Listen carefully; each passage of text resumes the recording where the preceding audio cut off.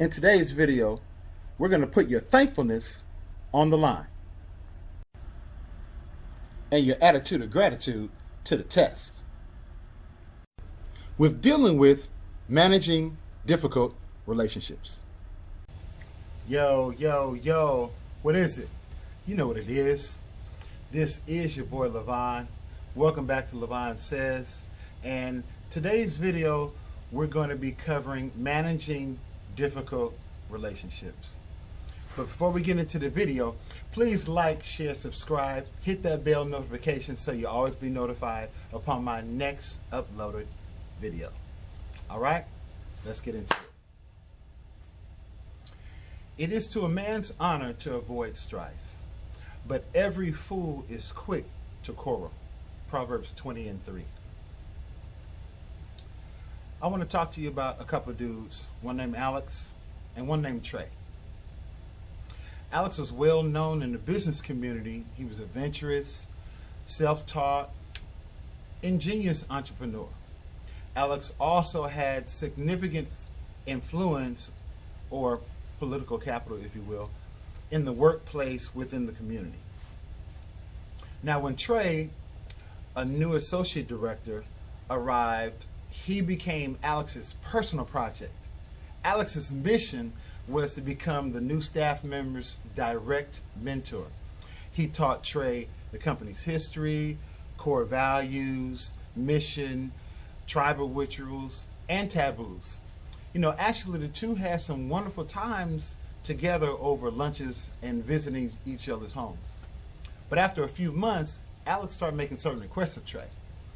Initially, they were rather harmless and Trey agreed to them. But then the requests became more frequent. Requests turned into demands, and demands became laced with threats. So finally the day came when Trey refused to handle the situation the way Alex expected it or demanded it. Alex blew up. Trey listened to Alex rage and ran for about 2 hours over the phone, too scared to hang up for fearing that what his mentor might say about his reputation or due to the department's reputation. Trey thought he could reason with Alex, but he found that he was speaking with someone that was an unreasonable person. Shaken by the tirade, Trey went to his senior supervisor to share this awful story of horrible accusations and terrible comments. The senior supervisor knew exactly what Trey was talking about, having previously been Alex's target of control and manipulation before Trey had even arrived on the staff. And he too was afraid of this man's power and influence. So as Alex's invictive spirit and outbursts continued, Trey struggled with what to do. Wouldn't you? Quitting sounded tempting. And taking Alex on would clearly, in Trey's mind, equal occupational suicide. So prayer became his only option. But he prayed for his own patience and kindness toward Alex. Trey learned to ask God for wisdom, especially when Alex was on the other end of the phone. And in time, he learned to establish several physical boundaries with Alex and mental boundaries. He limited his visits and his calls to 25 minutes instead of the hours that would have been lost to such interactions. In time, Alex moved on, literally. And Trey learned some very important lessons. He survived Alex. Guess what? Other Alexes appear in time. Now, people are different. God created us in His image with unique backgrounds, images, talents, gifts, and temperaments. We're all different. And those differences sometimes make it difficult for people to work together. It's amazing to me that among any three people, two combinations will get along very well and one relationship just won't seem to mesh. In other words, if Jade, Susan, and Mary are all working in the same office, Jade and Mary may work very well together, and Susan and Mary may work pretty well together. But however, Jade and Susan may not work very well together when it's just the two of them. Obviously, relationships can be very complicated, and they are there's often no simple solution to bring everyone together in perfect harmony. Okay? But employees are responsible for their own attitudes toward other people in the workplace. Each one must respond to the foils of others with maturity. The first place to look when a conflict presents itself is within your own heart. Now, I've identified 6 types of difficult people. While not inclusive, the following overview is fairly representative of those that you will likely meet somewhere along in your journey. Now, the 6 types of difficult people, we'll start first with selfish people. Selfish people are just that, selfish. They're self-aggrandizers, routinely promoting their own causes and jockeying for a political position. They love power and immediately controlling a situation, whether being behind or in front. Selfish people always share their story first. Their agenda is the only agenda that matters, at least to them. And if they're not in the spotlight or in charge, they usually disengage and remain critically passive on the sideline. They love living in their own world. Your world doesn't exist unless they can get into your world and be a key player in it. They never ask questions about you, nor do they acknowledge your role. You're only there to serve them. And that is just plain and simple.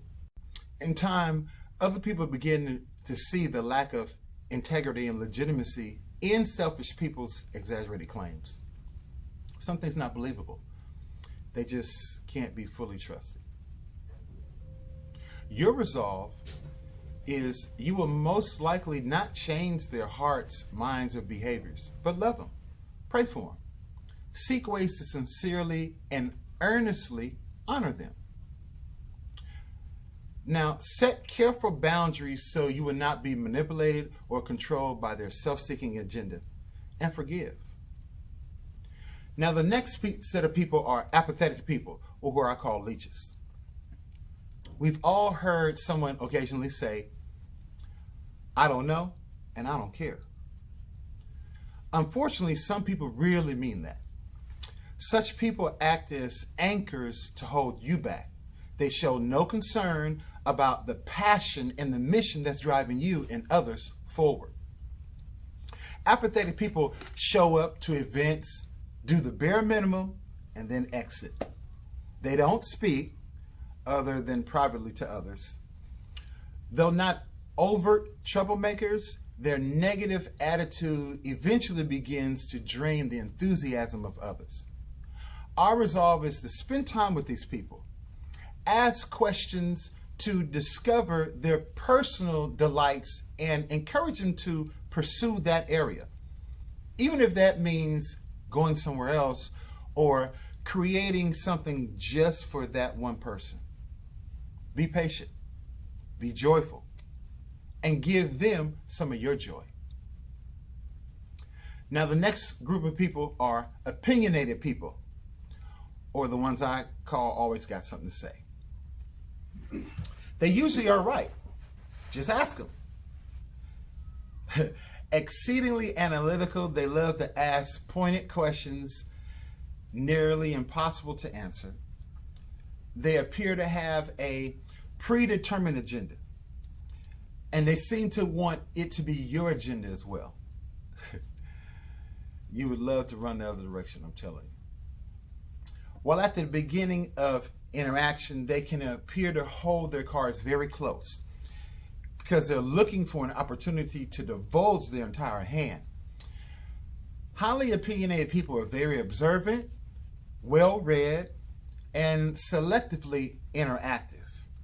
They appear to be obstinate, curt, and even hostile, but underneath that opinionated is a sense of loyalty and wishing the best for you and others.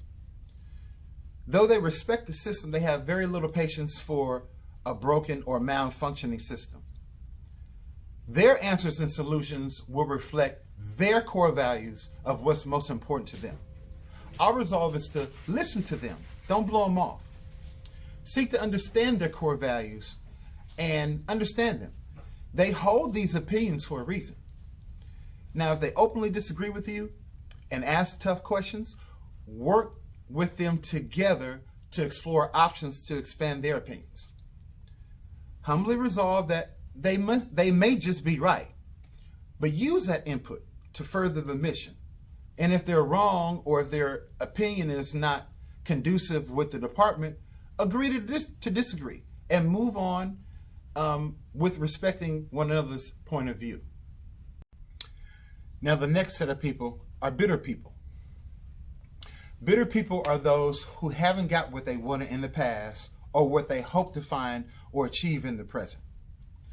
The bitter root in their lives can cause all kinds of havoc, often leading to uncontrolled emotions, slander, and hurtful actions.